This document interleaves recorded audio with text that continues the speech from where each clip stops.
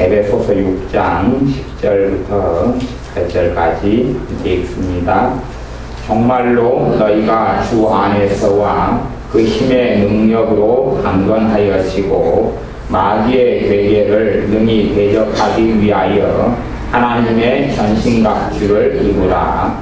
우리의 씨름은 혈과 육에 대한 것이 아니요 정사와 권세와 이 어두움의 세상 주관자들과 하늘에 있는 악의 영들에게 대함이라.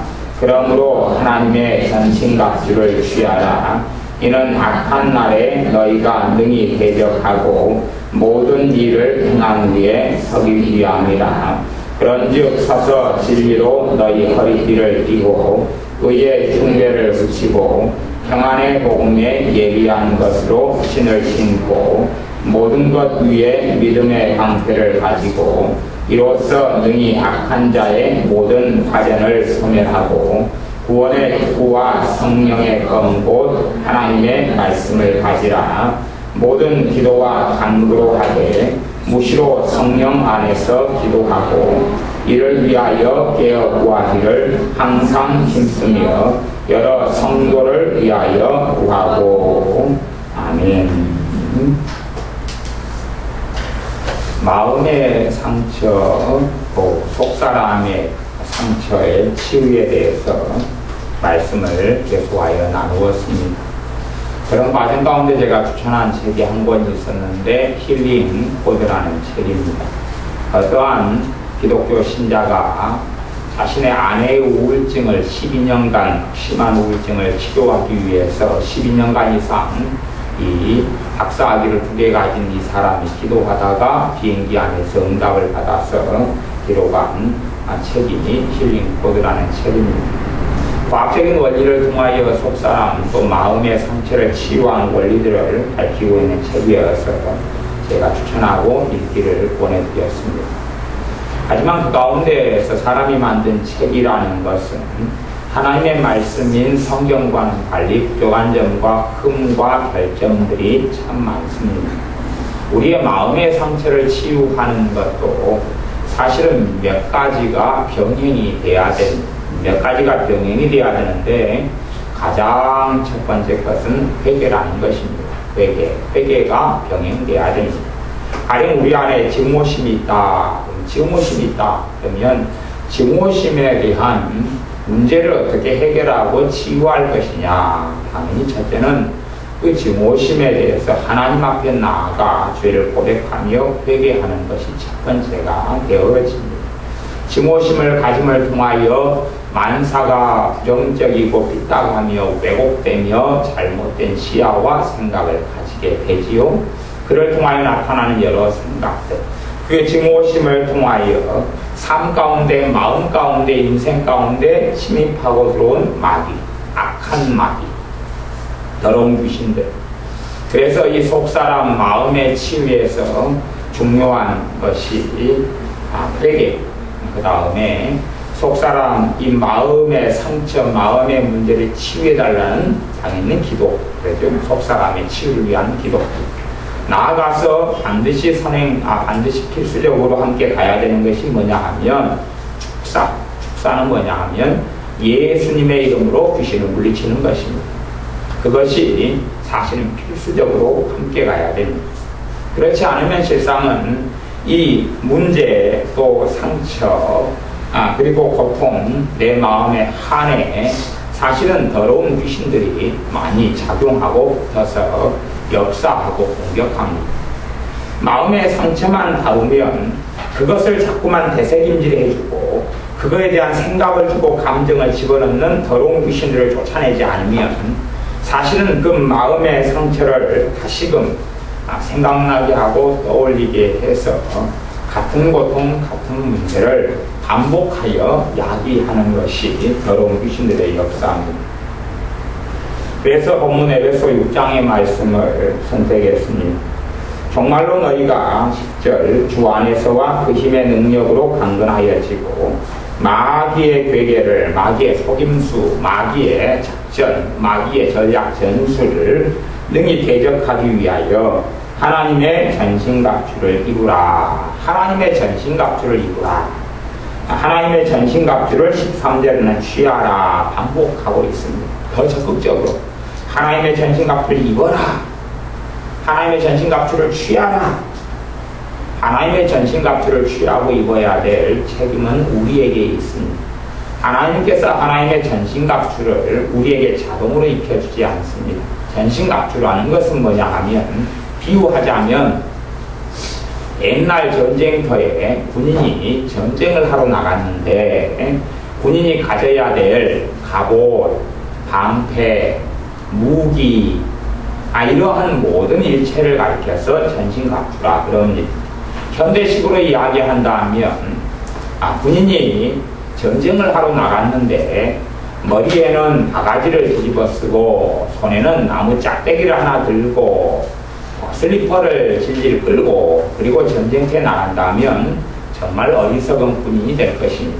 철모를 쓰고 또 가능하면 방탄조끼를 입고 그리고 탄약을 가지고 총을 가지고 등등의 여러 장비를 가지고 전쟁에 임하는 것, 이것을 신자가 군인으로서 영적인 전쟁에 임할 때에 입게 되는 것이 하나님의 전신갑주라 하는 것입니다.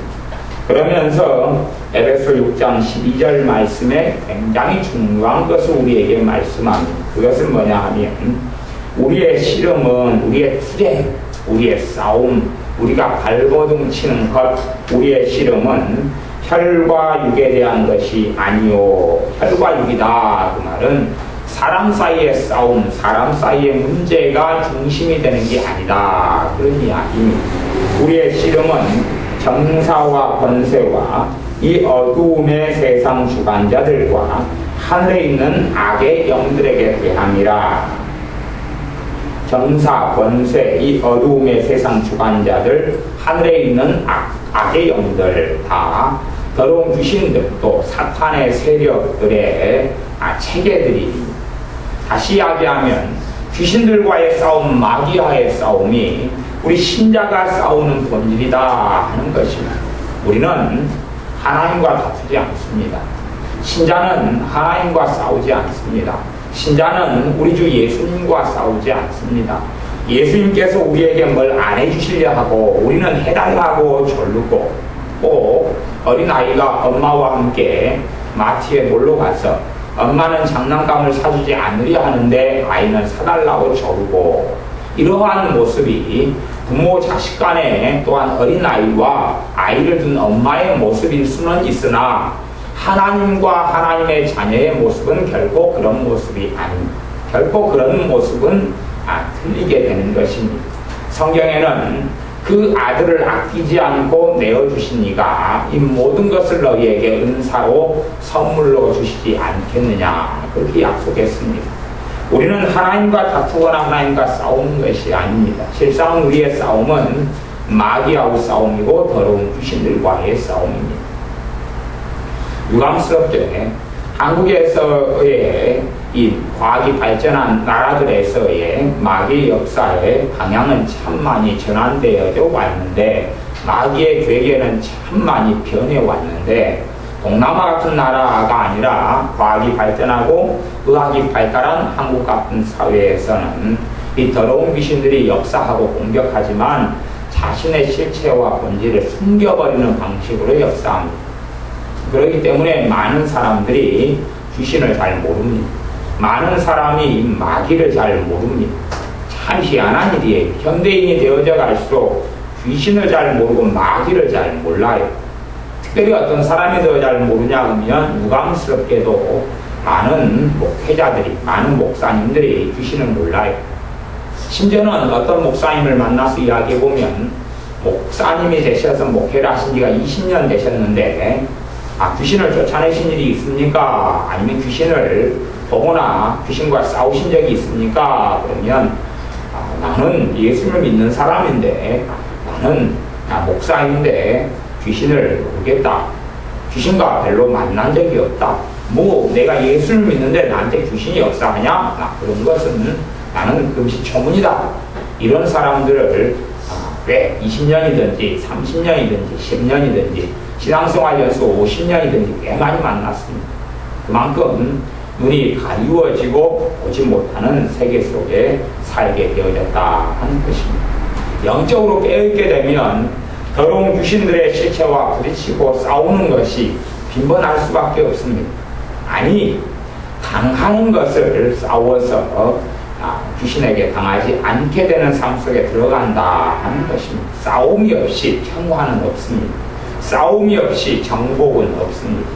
하나님께서 적과 꿀이 흐르는 가나안 땅을 이스라엘 백성에게 약속하셔서 너희가 발로 밟는 모든 땅을 너희에게 주리라 약속하셨습니다. 너희가 발로 밟는 땅을 너희에게 주리라. 그러나 발로 밟으려면 전쟁과 싸움을 거치지 않고는 이스라엘이 가나안 땅, 좋은 땅을 발로 밟을 수가 없었습니다. 싸움과 전쟁은 필수적이고 필연적이었습니다. 그런 것처럼 신자의 삶에 있어서 마귀하고 싸움은 필연이고 필수입니다.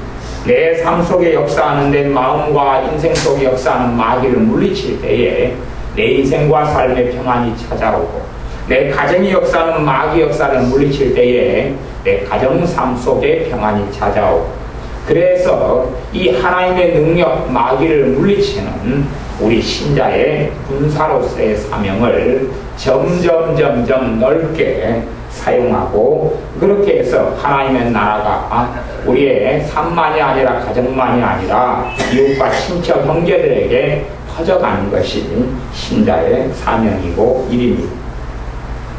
그렇기 때문에 우리의 씨름의 본질은 혈과 육에 대한 것이 아니라 귀신과의 싸움이다, 마귀하고 싸움이다 라고 하나님의 말씀이 선언하고 있습니다.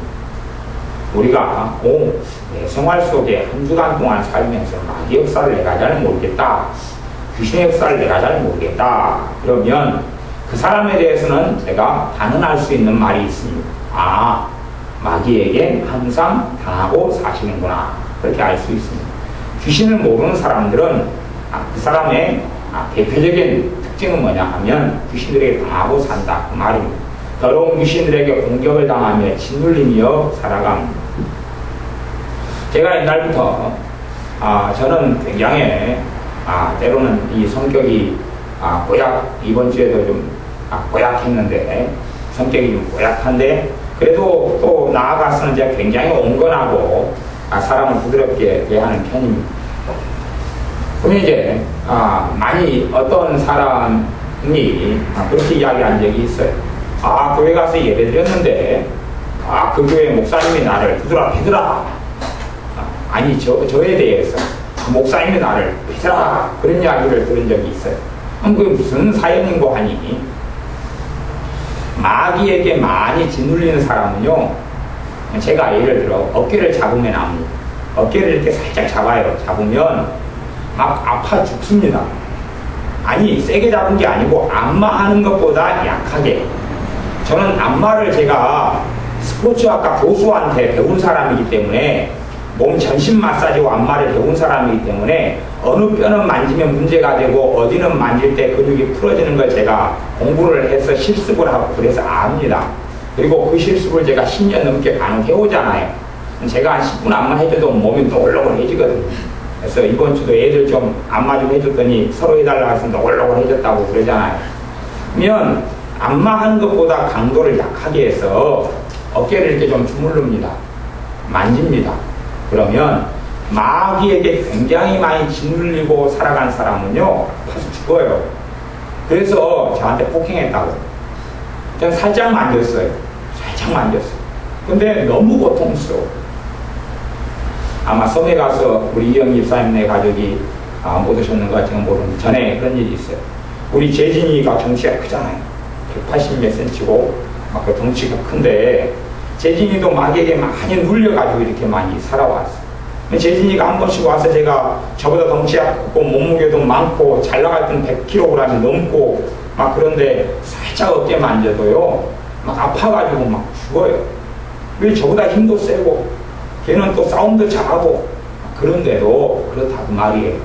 또 전에도 한 학생이 왔는데 덩치도 크고 힘도 좋은데 어깨를 살짝 이렇게 만졌어요. 이렇게 만졌더니 이제 폭행했다 그런 거예요. 그 교회가 나를 때려서 나는 더 이상 교회 안 나가겠다 그런 것이. 근데 그런 이야기를 많이 들어요. 때리는 게 아니라 이렇게 살짝 잡고 만져도요, 마귀에게 많이 짓눌린 사람은요, 고통스럽고 아파서 어쩔 줄을 몰라요. 그냥 이렇게 안마할 때는 시원해요. 그런데 예수님의 이름으로 가지고 만질 때는 달라요. 특별히 사단이 공격하면 사람의 몸 가운데는 사단의 공격의 주된 통로가 되는, 주된 목표 타겟가 되는 지점이 몇 지점이 있는데, 가장 일반적인 것은 뭐냐면 배, 아랫배, 배 부분하고 어깨, 배, 어깨. 그리고 이제, 그러죠. 요 가슴 부분도 되지만, 주로 일반적으로는 배하고 어깨하고 목, 머리 뭐 이렇게 가는 것 같아요.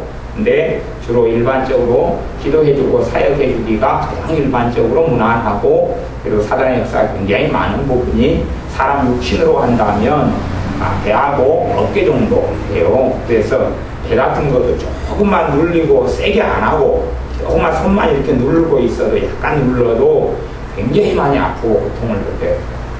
그런데 그 사람은 그러면 이제 제가 눌러요. 예를 들어 제가 조금 눌러요. 너무 아프다 그래요. 누르지 마라 그래요.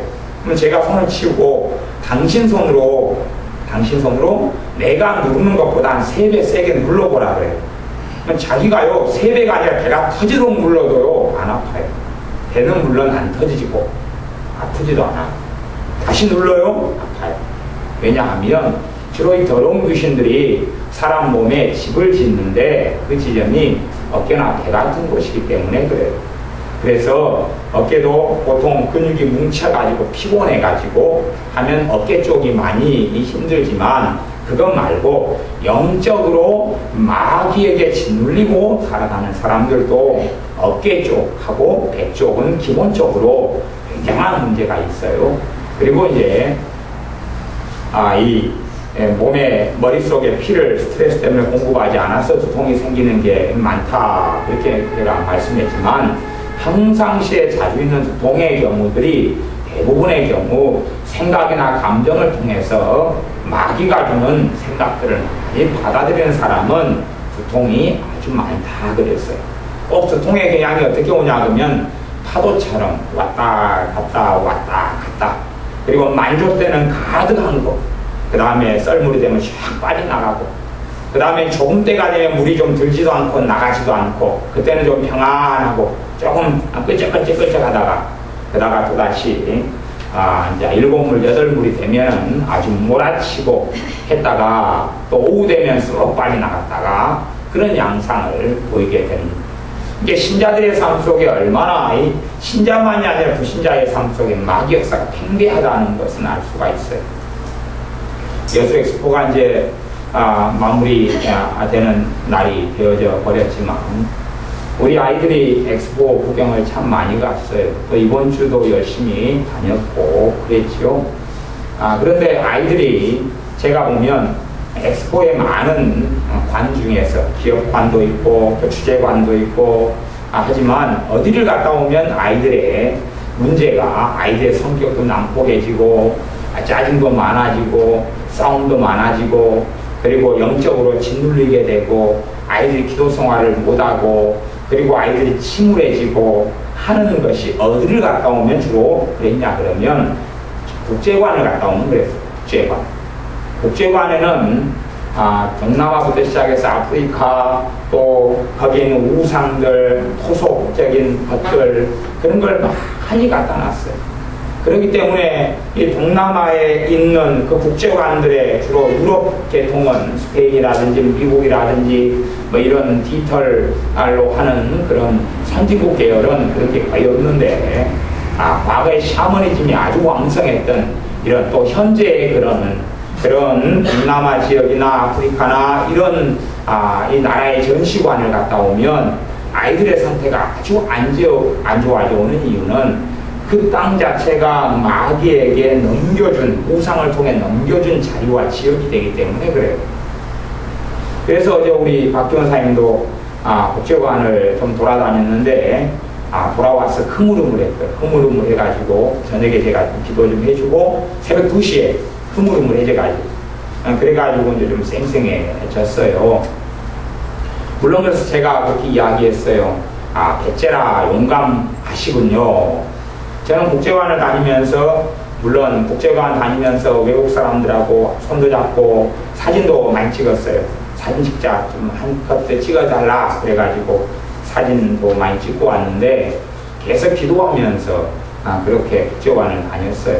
특별히 국제관만 집중적으로 좀 저는 다녔는데 왜 그러냐 하면 얼마나 그 각 나라의 영적인 상황과 사정이 또 그들의 문화가 그들의 생활하는 주거지 환경이 어떤지를 좀 보고 싶어서 그랬어요. 동남아 같은 지역의 국제관을 갔을 때는 참 얼마나 열악한지, 얼마나 한국 땅의 문화나 한국 땅의 우상 숭배가 적고 그리고 참 깨끗하고 좋은지. 동남아 같은 지역이나 많은 지역은 전부 다 온통 대형 부처 불상 누워있는 것, 앉아있는 것, 아프리카는 토속 신이라고 해서 사람이 이상히 깎아는 것, 그런 것들이 천지가 바글바글한 그런 지역에 사람이 살면서 어떻게 마귀에게 짓눌리지 않을 수가 있겠느냐, 그런 것이 정말 아무것도 아닌 과거에 반야신경에 새겨진 작은 백자 항아리 같은 것을 한 집에 그것이 들어왔는데 그 집에 집사님들이 부부싸움이 아주 심해버리고 몸이 아파버리고 기도가 안 돼버렸던 사건을 제가 간혹 가다가 예화로 사용해 왔습니다. 그리고 제가 그 백자 항아리를 이제 버리고 처리하려고 깨트려가지고 물론 그 주인 집사님들의 동의를 얻어서 깨트려가지고 버렸는데 회개를 안 하고 깨트려서 버렸기 때문에 깨트린 저 자신이 그때 팔이 마비가 돼버리고 다리 쪽에 관절이 문제가 생겨가지고 쩔뚝쩔뚝 절면서 오른팔은 좀 마비가 돼가지고 그 집에서 내려왔던 사건을 제가 간혹 이야기했습니다. 그 정도도 더러운 귀신들의 역사가 아주 강력한데 하물며 다른 것은 말해서 못하겠습니다. 제가 참 안타깝게 생각하는 것은 이번에 엑스포가 끝난 다음에 여수시나 아니면 엑스포에 다녀간 사람들 가운데 가정 가운데 심각한 문제들이 많이 벌어지겠다. 아주 심각한 문제들이 사람이 아마 가까운 사람들이 죽어나가는 일도 자주 생겨날 것이고 심각한 암병 같은 것도 생겨나갈 것이다 하는 심각한 상황을 살펴보았어요. 물론 이제 구경하고 온 사람들은 별일이 없고 아프리카나 아니면 그런 동남아 지역의 토속신들을 집에 데리다가 갖다 놓는 사람이죠. 관광품인지 알고 하나를 사와요. 뭐 귀걸이나 액세서리는 상관이 없는데 그들이 만들어 놓은 것 가운데 주술적인 것들은 굉장히 많거든요. 그런 것을 갖다 놔요. 구경할 때는 영적으로 아무 영향이 별로 없는데 갖다가 집에다 갖다 놓으면 이제 한 달, 두 달, 석 달이 지나면서 심각한 문제가 생겨요. 하지만 그것이 무슨 문제인지 모르는 거예요. 전에 어떤 목사님이 이 필리핀에 가서, 물론 저도 필리핀에 전에 갔다 왔습니다만은 필리핀에 가서 선교를 하고 돌아오셨어요. 선교를 하고 돌아왔는데 그때부터 기도가 안 돼버려요. 왜 기도가 안 되지 도대체? 그리고 너무나 고민을 하시는 거예요. 자기는 목사인데 기도를 해야 되는 기도가 안 돼버리는 심각한 상황을 몇 달을 겪은 다음에 왜 그럴까 도대체? 무슨 이유 때문에 그럴까? 나중에 이제 알고 기도하는 가운데 기도가 안 돼버리는데 그 상황 가운데 깨닫게 된 것이 뭐냐 하면 필리핀의 민다나오 섬 같은 데서 토속 기념품을 어떤 걸 가지고 들어왔는데 사실은 그 기념품 안에 귀신이 붙어가 들어왔던 것이에요. 근데 눈에 볼 때는 별게 없어요. 눈에 볼 때는 기념이 되는 좋은 물건에 불과했어요. 그런 심각한 상황이 되는 줄을 목사님조차도 알 수가 없었다. 그런 이야기예요. 그러다가 기도가 막혀버리니까 도대체 무슨 일이 벌어졌길래 이런 일이 있을 것인가 하는 심각한 생각을 하고 하나님께 지혜를 구했더니 깨닫게 되어져서 회개하면서 치웠더니 다시금 정상으로 삶이나 신앙생활이 돌아갔다 하는 이야기입니다. 그래서 그러한 토속 기념품들을 사가는 사람들의 인생과 삶 속에 참 심각한 문제가 벌어지겠다. 물론 나아가서는 그런 나라와 국가에 사는 사람들이 정말로 비참한 지경과 경지에 살아가는구나. 동남아 같은 지역도 한국 땅이 복음을 감당하고 복음을 전해야 될 영적인 불모지인 것을 확인을 많이 했어요.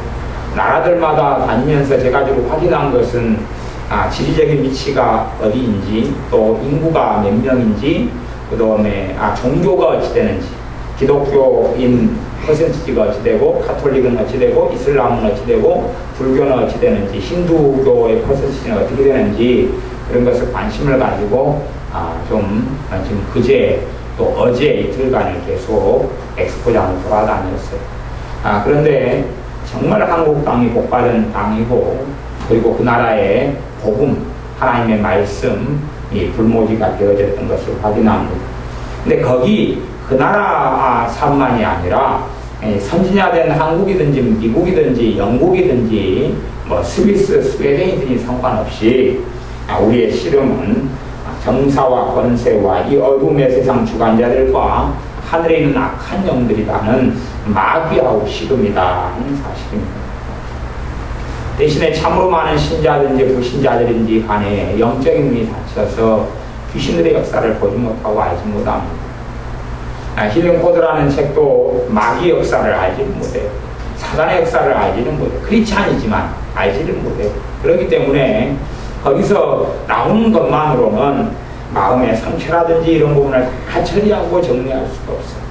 왜냐하면 상처를 통해서 자꾸만 개새김질하고 붙어 있는데 거기에 역사하는 것, 음식물 쓰레기가 있으면 거기에 쥐가 있고 바퀴벌레가 있는 것처럼 더러운 귀신이 달라붙거든요.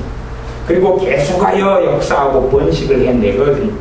그것을 알아야 됩니다. 그렇기 때문에 마음의 상처를 치유하는 것의 본질에는 회개가 있고, 그리고 또한 반드시 병행되어야 될 것이 귀신을 쫓아내는 대적기도, 예수의 이름으로 귀신을 쫓아내는 축사 사역, 귀신을 쫓아내는 것이 반드시 병행이 되어질 때에 열매를 효과적으로 거둘 수 있다 하는 것입니다.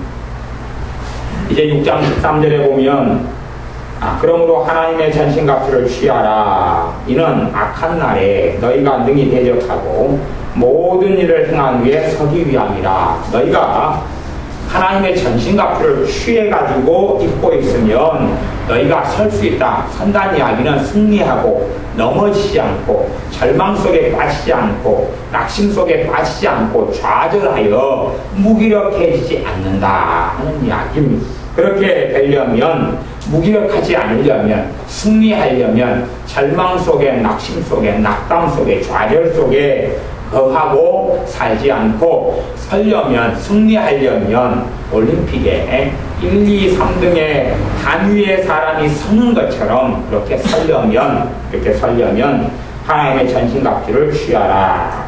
이는 악한 날이다. 그 말은 운명적으로 어떤 날이 좋고 어떤 날이 나쁘고 그런 건 없습니다. 그런 건 없고, 악한 날이다. 그 말은 원수 마귀가 공격하는 그 시기에, 공격하는 때에, 공격하는 원수 마귀가 역사하는 그때에 너희가 승리할 수 있다 하는 것입니다. 악한 날은 크게 두 종류의 악한 날이 있습니다. 가장 사람들이 잘 모르는 악한 날, 숨겨진 악한 날은 원수 마귀 더러운 귀신들도 자유의지가 있기 때문에 걔네들은 신자든지 불신자든지이든 간에 자주 공격합니다. 하지만 생각외로 많이는 공격할 수 없습니다. 무슨 말이냐 하면 하나님께서 사람이 감당할 만한 시험을 주시고 시험당할 즈음에 피할 길을 내신다는 말씀처럼 어느 일정하게 사탄이 사람을 공격하는 것을 제재를 해 놓으신 부분이 있어요. 그런 부분 때문에 항상은 공격하지 못합니다. 하지만 꽤 자주 사람에 따라 공격할 수 있습니다. 이 악한 날은 사탄이 공격하는 날을 이야기합니다. 가령 여러분이 한 달을 전체를 이렇게 사시면, 한 달을 사시면서 날짜를 체크하실 수가 있어요. 체크를 해보시면 돼요. 한 달을 사시면서 영적인 공기 상황이 어떠냐, 아니 영적인 공기를 떠나서요, 이게 사실 감정과 정서 문제 이전에 이 마귀의 공격이 한 달이라면 한 달 가운데 며칠이 있어요. 그냥 며칠이 있어요. 저나 여러분이 전부 다 며칠이 있어요. 어떤 사람은 더 많고. 그러면 그런 날을 찾아보면 100%다 그런 건 아니지만 까닭 없이 침울하고 이유가 없어요. 이유가 없이 답답하고 이유가 없이 짜증이 나고 이유가 없이 살기가 싫고 이유가 없이 그냥 막연히 불행하게 느껴지고 그리고 미래가 너무 암담하게 느껴지고 그리고 만사가 짜증나고 싫고 그리고 특별하게 어제 무리를 하지 않았는데도 너무 피곤해가지고 이렇게 지치고 그리고 그냥 일어나기 싫고 의욕이 없고 이런 날들이 있으면 100%는 그런 건 아니지만 꽤 많은 날들은 사단의 공격을 받는 악한 날이 되기 때문에 그래요. 사단이 공격을 해서 공격을 받기 때문에 그날 되면 특별히 그날이 되면 영적으로 많이 눌리는 사람들은 귀신에게 쫓겨다니는 가위를 굴리거나 큰 고통을 당한 꿈에서라도 현실 속에서라도 이런 경우는 특별히 일반적인 증상은 하루 내내 두통이 끝나지 않는 것, 하루 내내 두통이 계속하여 7물, 8물, 5물처럼 왔다 갔다 하는 것입니다. 그러다가 이제 다음날 되거나 그 다음날 되면 상황이 좀 완화가 되어져요. 괜찮네, 견딜만 하네, 그 정도가 되면 이 악한 날이 좀 지나간 것이 그렇게 이 귀신이 더러운 마귀가 자유의지를 가지고 있기 때문에 신자든 불신자든 간에 공격하는 날이 있어요. 그건 걔네들 마음이에요. 걔네들 마음인데 주로 일반적으로 제가 지금까지 신앙생활 하는 가운데 한 93년부터 제가 사람들 관찰해 왔어요. 저 관찰하기 좋아해서 벌써 이 악한 날에 대한 관찰만 20년을 해오죠. 논문은 아직 하나도 못 썼어요. 근데 관찰을 해보고 살펴보면 사람마다 일주일에 하루 이틀. 근데 이제 은혜 속에 충만한 은혜 속에 살아가는 사람은 한 달에 한 하루 정도나 이렇게 그 정도밖에 안 되는 것 같아요. 한 달에 하루. 그것도 아니면 한 반나절, 한 달에 반나절. 그리고 약하게. 왜? 전신갑주를 입었기 때문에 약하게 지나가요. 버틸만하게 약하게 지나가는데 마귀에게 많이 물리는 사람은 일주일에 심지어는 3, 4일도 되는 경우가 있어요. 일주일에 3, 4일. 이게 너무 그냥 자기의 감정을 컨트롤하지 못하는 날들이 많다 그 말이에요. 자신의 마음을 컨트롤하지 못해. 극단적인 비극 속에, 극단적인 분노 속에, 극단적인 절망 속에, 극단적인 짜증 속에 흘러 들어가는 날들이 있다. 그런 날들이 있다. 저는 몰랐는데 93년에 성령님께서 어떤 목사님의 예언을 제가 받았는데 그 예언에 너가 그렇게 사단에 공격받는 날들이 있는데 그때는 주의를 해라 하는 예언을 받았어요. 그 다음에 제가 이게 도대체 내 머리털라고 처음 듣는 이야기인데 이 생소한 이야기가 무슨 말이냐. 그리고 말씀을 찾아보니까 말씀에가 에베소서 6장 13절에가 나와 있는 거예요. 그것이 나와 있어요. 그리고 실제로 제 삶을 한 달, 두 달, 석 달을 쭉 보니까 제가 가령 오늘 무슨 죄를 짓고 오늘 무슨 문제가 있었다 그러면 힘든 것이 당연한 것인데 어제도 무슨 문제가 없어. 그제도 무슨 문제가 없어. 심리적으로나 정신적으로도 안정됐고 그런데 갑자기 자고 일어났는데 그때부터 너무 힘든 거예요. 너무 절망이 찾아와요. 뜬금없이. 그러다가 저녁 잠잘 때쯤 10시쯤 되니까 이제 싹 없어지는 거예요. 꼭 안개가 왔다가 사라지는 거죠. 그런 걸 이제 제가 확인을 해보니까 그런 일들이 생활 가운데 종종 있는 것을 보았어요. 이 이야기구나. 그러면서 도대체 이 악한 날들, 사단이 공격하는 날들을 내가 어떻게 보내야 될까? 이 날들을 내가 어떻게 보내야 되지? 그래서 제가 이제 제 나름대로는 그런 날이 있으면 보내는 방법은 기도를 그날에는 충분히 많이 한다. 그리고 사람과의 접촉을 최대한 피한다. 그게 이제 제 일반적인 방법이에요. 사람과 접촉하면 제가 저의 방법은 뭐냐 파이어를 쏘거든요. 파이어 사람과 접촉하면 파이어를 쏘요. 불화살을 쏘고 물론 불화살을 쏘는 관역이 가족이 되고 가까운 사람이 된다는 게 문제가 있지만 그래서 제가 그 야시장 같은 데 하면은 화살 같은 건 잘 안 쏴요. 왜냐하면 평상시에 쏘고 살기 때문에 굳이 그것을 돈 내고 이용할 필요가 없지요. 막 불화살도 쏘고 아니면은 막 총도 쏘고 그래서 사단이 공격하는 날이 되면 사람과 만나거나 최대한 대화를 자제를 하는 거예요. 말을 자제해. 말이 섞이면 엉망이 되어버려요. 서로를 엉망으로 만들어요. 이 악한 날을 내가 맞이했어요. 악한 날은 뭐예요? 사탄이 공격하는 시즌, 공격하는 때를 맞이했어요. 그런 다음에 이제 내가 그걸 전파를 해버릴 수 있어요. 전파를 해버릴 수 있어요. 그러니까 내 가족, 내 남편이다. 그러면 남편은 어제 사탄이 공격하는 나를 겨우겨우 허덕허덕이어가지고 살아남았어요. 하고 오늘을 맞이해가지고 오늘은 살만해졌어요. 내가 그날이에요. 내가 파이어를 쏴버렸어. 그래가지고 그 사람에게 전염을 시켜버려요. 악한 날이 같이 들어가버려요. 그러니까 내 것은 어제 지났는데 오늘은 새날이 도래했어요. 그래가지고 그때부터 또 아주 골머리를 썩이게 되었죠. 그래서 악한 날이 되면 복음의 도, 그리스도의 도를 닦는 마음으로 입을 다물고 조용히 하고, 내 마음에 그때는 근심도 왔다 갔다 하고 절망도 왔다 갔다 하고 비참함도 오고 과거의 상처들과 서러움들이 생각이 나고 되새김질해지고 막 이렇게 칠랑이 팔랑이 파도가 치고, 파도가 치면 물속에 가라앉아 있는 것이 올라오고 구정물 통일 막 흔들어대면 밑에 있는 호박씨가 또 올라오고 그런 일이 벌어지는데, 그때에 입을 다물고 침묵하고 그리고 기도하면서 하루를 보내면 이 악한 날이 빨리 지나가요. 그냥 한 3시간 만에 끝나고 아니면 한두 시간 만에도 끝나요. 그런데 연장전을 하실 수가 있어요. 물론 우리는 이제 일본과 이 동메달을 놓고 싸워서 2대0으로 우리가 이겼습니다만은 뭐 동점이다. 그래서 연장전을 한다. 연장전을 하는 경기다. 그러면 그냥 3시간 만에 끝날 수 있는 것을 3박 4일로 끌고 가요. 3박 4일. 괴롭죠? 자기만 괴로운 게 아니라 주변에 있는 사람들이 다 괴로워요. 전부 다 괴로워요. 3박 4일 끝난 다음에 또 가까운 형제가 연장전을 치르고 있는 걸 또 같이 파이어를 당해서 뒤집었어요.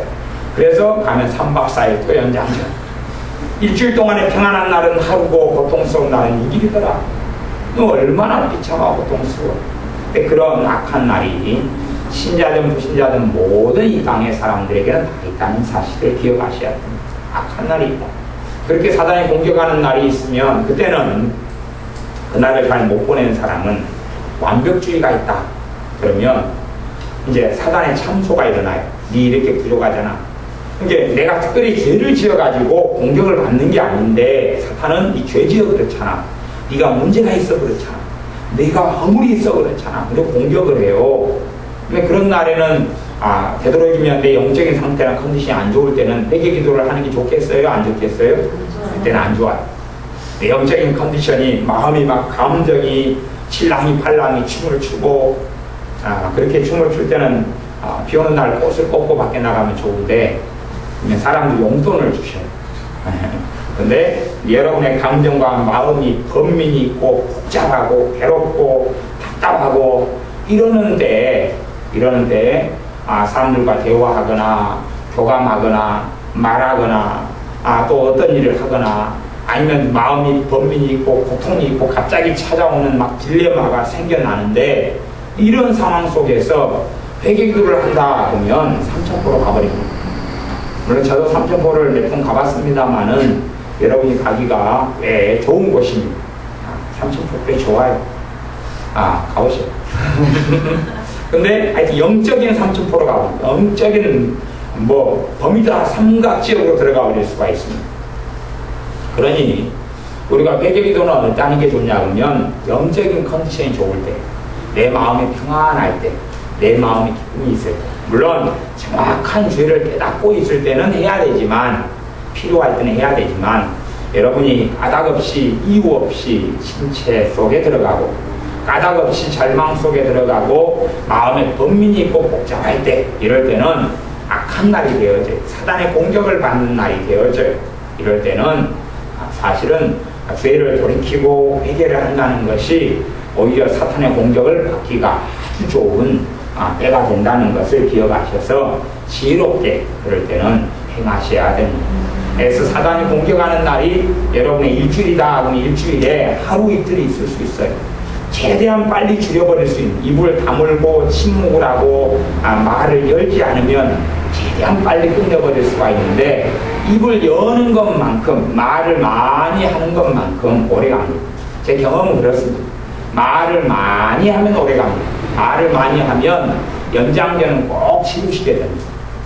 상대방이 내게 건수를 줘도 상대방이 나를 힘들게 하고 답답하게 하고 그럴 때도 이 사단이 공격하는 날이 되어지면 그냥 한 귀로 듣고 흘리고 입을 쫙 다무는 게 제일 좋습니다. 그러면 여러분의 마음이 지켜지고 평안해집니다.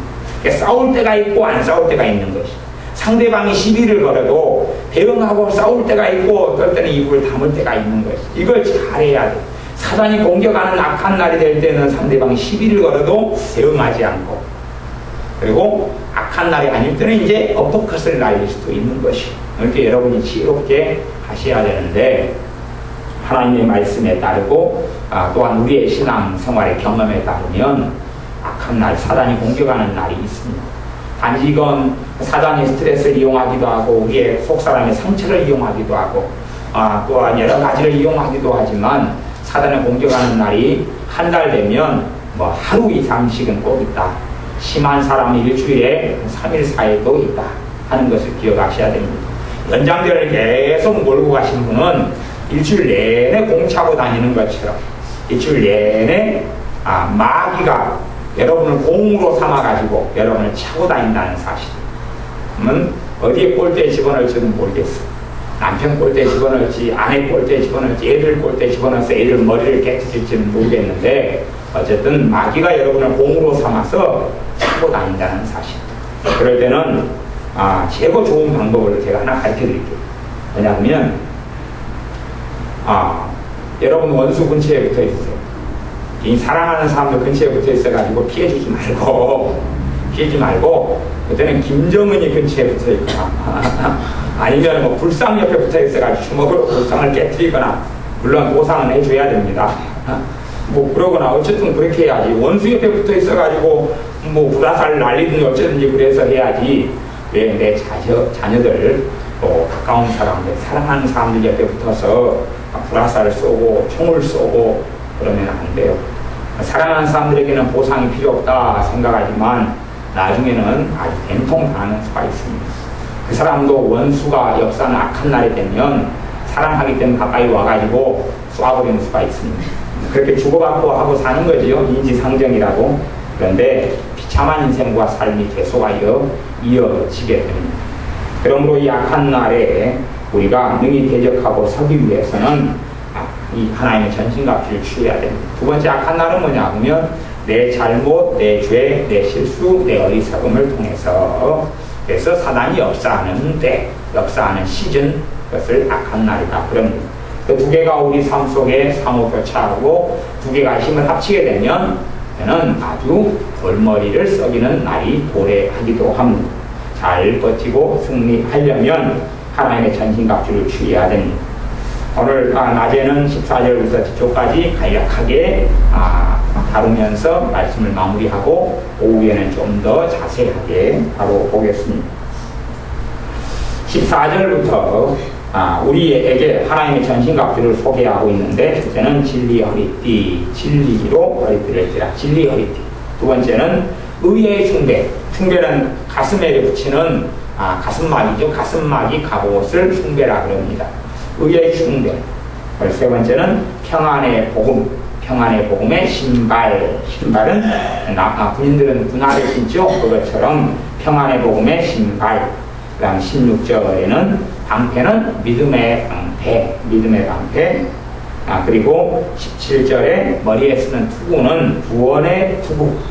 그리고 무기인 칼은, 검은 성령님의 검인 하나님의 말씀. 이것을 가지라. 그리고 18절에는 모든 기도와 간구로 기도해라. 그렇게 나옵니다. 그러면 이 하나님의 전신갑주가 복잡할 것 같지만 의외로 단순합니다. 제가 이 하나님의 전신갑주에 대한 신앙서적을 참 많이 보았어요. 이거저거 책에 나오면 보는데 그렇게 마음이 상쾌하지 않아요. 성령의 감동도 크게 있지 않고 유명한 사람 책들도 제가 좀 봤는데 그렇게 깔끔하지도 않고 별로 그래요. 그러다가 이제 오늘 이 말씀을 전할 마음을 쉬어서 제가 성경을 묵상하는 장소가 아니고 화장실이잖아요. 성경을 가지고 화장실에 갔어. 도대체 이게 뭘까? 이 전신갑주가 뭘까? 나도 설교를 여러 차례 했고 많이 했는데, 그런데 기존에 했던 설교들만으로는 다 충분하지 않은데 이 전신갑주에 대한 말씀이 또 뭘까? 그렇게 기도하는 가운데 퍼뜩 하고 깨달아진 게 있었는데, 전신갑주에 기도와 기도죠. 기도 그 앞에 그 나머지가 전부가 뭔가 자세히 살피고 공통점을 찾아보니까 공통점은 하나의 말씀이에요. 말씀. 공통점은 다 앞에가 말씀이고 뒤에는 기도예요. 기도와 말씀으로 거룩게 됩니다 그랬잖아요. 앞에가 다 말씀이에요. 근데 말씀이 기능이 다 틀린 거예요. 가보세요. 믿음의 방패 그러면은 믿음은 무엇을 통해서 와요? 하나님의 말씀을 통해서 온다 그랬죠. 로마서 10장에. 믿음은 하나님의 말씀을 통해서 와요. 믿음의 방패도 말씀을 통해서 방패를 들 수가 있어요. 그럼 구원의 투구 보면 구원, 내가 하나님의 자녀로서 예수님의 피로 예수님의 십자가로 구원받았다 하는 구원의 투구는 실상은 구원의 확신을 이야기해요. 하나님의 자녀된 구원받은 하나님의 친백성이 된 것을 내가 믿고 있는 확신, 구원의 확신, 구원에 대한 말씀들 어디가 있어요? 말씀에가 있죠. 성경이죠. 하나님의 말씀이죠. 성령님의 검, 그걸 설명하죠. 성령의 검이 뭐라고요? 하나님의 말씀입니다. 그 다음에 진리의 허리띠. 주님께서 친히 말씀하셨어요. 아버지의 말씀은 진리이니이다. 아버지의 말씀은 진리이다. 진리가 뭡니까? 진리는 하나님의 말씀이죠. 이게 말씀 허리띠를 띠는 것도 진리, 말씀이고 그 다음 의의 흉배. 의가 무엇이냐? 참된 의는 하나님의 아들 되신 예수님이 우리의 의가 되신다고 했어요. 예수님을 내가 믿는 믿음, 예수님의 의로움을 덧입는 것은 주님의 말씀, 주님께서 로마서부터 하신 데 대한 우리에게 덧입혀주는 의로움에 대한 말씀들이 우리의 의의 흉배의 기본적인 것이 되어집니다. 예수 그리스도가 우리의 의가 되어지고, 그래서 우리가 하나님 앞에 섰을 때에 이 죄인아, 너가 내 앞에 어떻게 섰느냐? 너의 의로움을 내게 보여라 라고 하나님께서 우리에게 말씀하신다면 우리는 우리 주 예수님을 보여드릴 수가 있어요. 주님께서 나를 위해서 죽으셨기 때문에 주님의 의가 내게 입혀졌습니다. 그러므로 나는 하나님 앞에서 죄인이 아니라 의인입니다 라고 이야기할 수 있다 하는 이야기입니다. 의의 흉배의 가장 기본이 예수 그리스도, 두 번째는 의로우신 하나님의 말씀들을 내가 지니고 소유하는 것입니다. 의의 흉배. 평안의 복음, 복음도 말씀이죠. 평안의 복음. 평안의 복음을 제가 좀 설명을 하자면 모든 삶과 인생의 하나님과 내 관계에 있어서 평안을 가져오는 복음.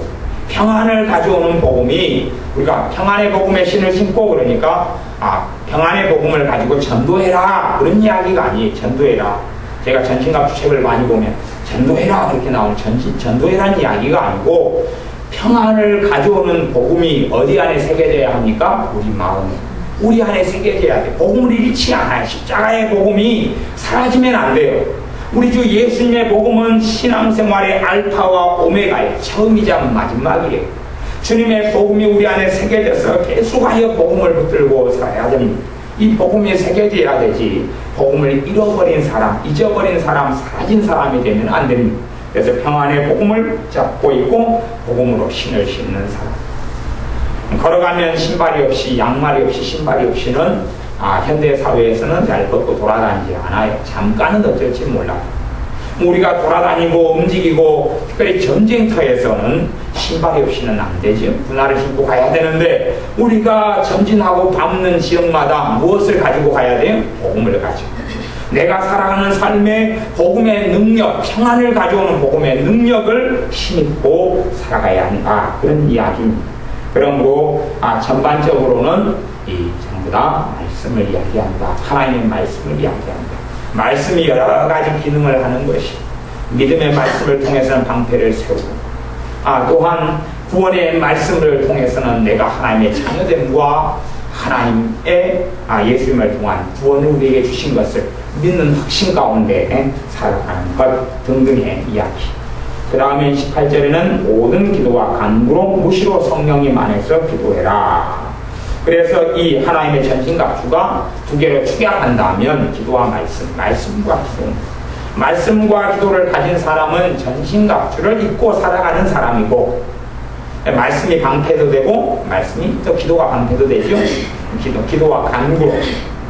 근데 기도와 말씀이 없는 사람은 신자의 삶이라도 실패하고 넘어지고 무너지고, 하지만 기도와 말씀이 있는 사람은 주님과의 좋은 관계만이 아니라 삶 속에 선다 그랬죠. 선다 그 말, 승리자가 된다 그 말이에요. 승리자로 살아간다 하는 이야기입니다.